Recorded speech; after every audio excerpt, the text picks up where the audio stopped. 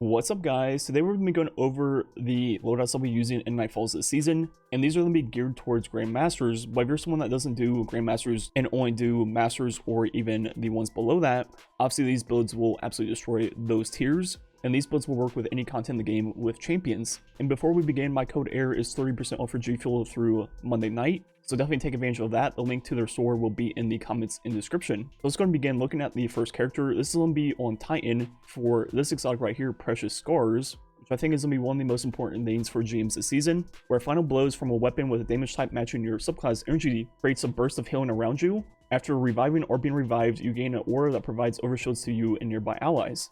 So how this exotic works is whenever the Titan will get matching final blows to their subclass, everyone around them will get a chunk of healing instantly, and it seems like there is a slight cooldown, but it's maybe like once every second or two. You'll be constantly getting that chunk of health.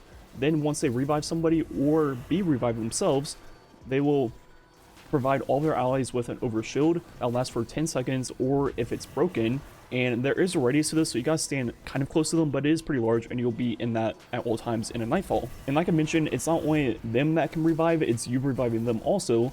So no matter who dies on your fire team, you'll be able to proc this overshield when you res them. And we look at the rest of the build this Titan will be using, you won't be matching your subclass and weapons obviously, and depending on what type of shields there are in the Nightfall you're doing, you'll be changing what you're using. So I think the best one will be Bottom Tree Sunbreaker on Solar for all these sunspots and all that good stuff, and pairing that with the Vex Mythoclast, which will be one of the best weapons for ad clear and GMs and even champions. I think it's on hard carry GMs this season. And we'll be pairing that with the Corsair's Wrath, that way it's Solar, then also Blinding GL. But let's say there's a bunch of Void Shields, I'll be swapping to Bubble, then I'll be using Telesto with the Threaded Needle, then also a Osmosis AR. That way this character still gets a lot of final blows and procs the Precious Scars perks over and over again. So depending on what the most common shield type is, I think the Titan changing that is the best. And now look at the mods. The first one will be Elemental Armaments to create Void or Solar Wells from our Vex Myth class, Telesto, whatever it is. And another way we're going to create Elemental Wells on this character is going to be the Shield Crash Well Maker, which is when you break a shield with a matching weapon type, it'll create a well of that element, so Solar or Void, depending on which one we're using. And this one will be proccing all over the place in GMs. There's all kinds of shields, and that's why it's going to be super important to match this character up with the most important shield type. And when we pick up those wells, we have Font of Might for a 25% buff, which we'll be stacking with other buffs in the game. Then along with that, we have Elemental Charge to get 2 stacks of Charge of Light. This character will be the one responsible for Unstoppable also with their Vex or their Telesto to stop the champions. And finally, the last mod we have is Protective Light. With those stacks of Charge of Light, whenever we become Red Bar, it will give us a huge damage resistance and help keep us alive. This character will also be the only one with Particle Deconstruction on, so it's going to be important to shoot their Telesto or Vex at a champion, or even boss fights to proc ×5 for the entire team. So overall, the whole point of this character is just to frag out, and this will be the person getting the most kills, which is good. They'll be proccing that healing, those orb shields for all their teammates, along with creating Solar Wells or Void Wells that everyone can pick up. And this character will be the one applying the Particle Deconstruction to all the champions along with the bosses and increasing everyone's damage by 40%. Now moving on to the second character, which will be the Stasis person using Shadebinder to keep all the ads under control. So looking at my subclass setup, I have all the normal stuff going on. The main important ones will be Glacial Harvest along with Bleak Watcher to both create shards and spam the Stasis turrets. And the fragments of choice will be Rhyme, Fissures, Torment, and then also Bonds. Then if we look at our weapons, we have the Scepter on to freeze everything. Then we have an AR of choice. I think the Shadow Price with Disruption Break will be the best, but if I need Void, I'll swap over to a Void AR, for example, the Reckless Oracle or even the Gnawing Hunger. Then our linear choice for this character will be the Reed's Regret because it's Stasis along with Triple Tap, which will help us with our ammo count in GMs. And looking at our mods, first we're going to be using Verity's Brow. I'm not sure if this will be the exotic I'll use for all of them, just something I'm going to start with, and I might end up changing off to someone else. But looking at our first mod, it's going to be Explosive Wellmaker because all these Stasis Shatter kills will proc this perk and create a Solar Elemental Well. And when we pick up those Solar Elemental Wells from both that and our Solar Titan, we have Well of Ordnance to get a chunk of our grenade back.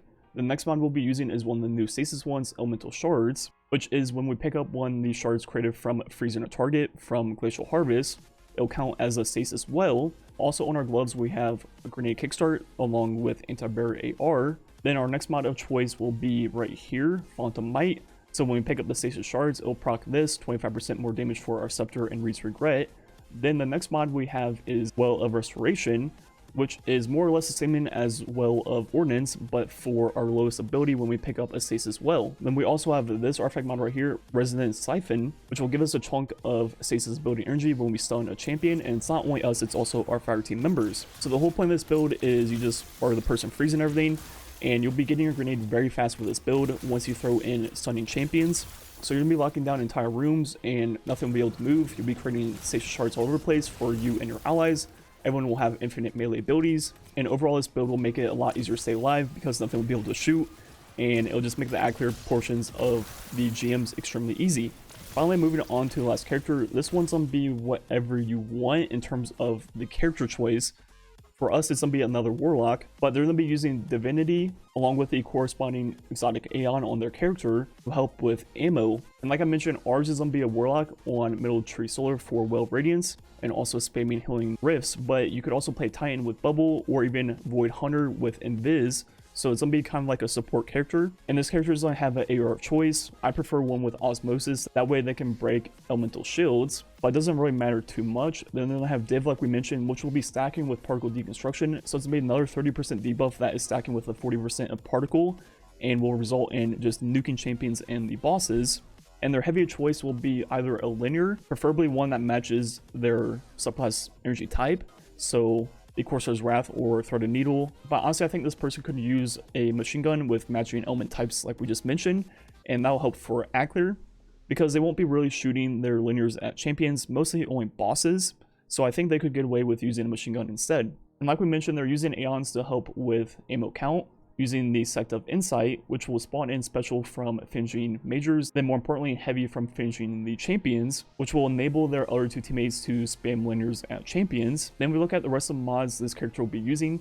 This character has no way to create wells themselves, but they'll be taking advantage of the wells from their teammates. The first being Elemental Time Dilation, which will allow well mods to stack and increase the timer from them. Then along with that, on our class item, we have 2 utility kickstarts. That way when we drop our Healing Rift, we'll be getting a huge chunk of it back right off the bat. And then we pair that with Benevolent Dawn on Middle Tree Dawnblade, we'll be getting our Healing Rift extremely fast, and we'll just be able to spam it all over the place and help keep our teammates alive. Then when we pick up slower wells from our teammates, we have 2 stacks of Well of Life, which will give us constant health regen for 17 seconds. So between this, our Healing Rifts, and also our Titan with Precious Scars, we're just simply not going to die.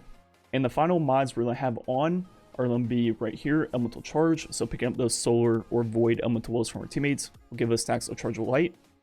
We also have Anti-Barrier AR and AR Loader on. Then finally, with those stacks of Charge of Light, we have Protective Light to help keep us alive if we do become Red Bar, even though we have 3 different ways to get constant health regen. And finally, we have 2 Dynamos on our helmet, so when we spam down our Healing Rifts, we'll get our Well of Radiance extremely fast. So overall, this character is pure support. With their div, they stun the overworld champions and provide another 30% debuff for the 2 other teammates shooting linears at those champions. And as you'll see in these 2 clips, obviously GMs are not out yet, but we're playing Master Lost Sectors along with Master Nightfalls, and we were 2-shotting champions with linears. And in GMs, I think you're going to like 4, maybe 5-shot them, so you're going to easily kill them before, you know, they become unstunned or unstopped or put up their barrier. The only one that might be close is the 2 barriers, but we have 2 people using anti-barrier AR, so if we do put up their shield, obviously we can just take that down very quickly.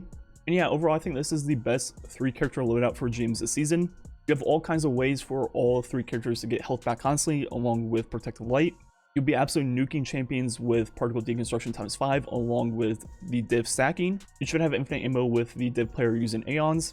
That way the R2 can spam their linear fusion rifles. Then for Ackler, you have the Stasis player just spamming Stasis abilities and freezing things left and right. That way they can't move, can't attack you. Then the Titan will just finish them all off with their Vex, which will absolutely shred even while 25 under. And as they do that, they'll be proccing the healing from Precious Scars, keeping everyone alive.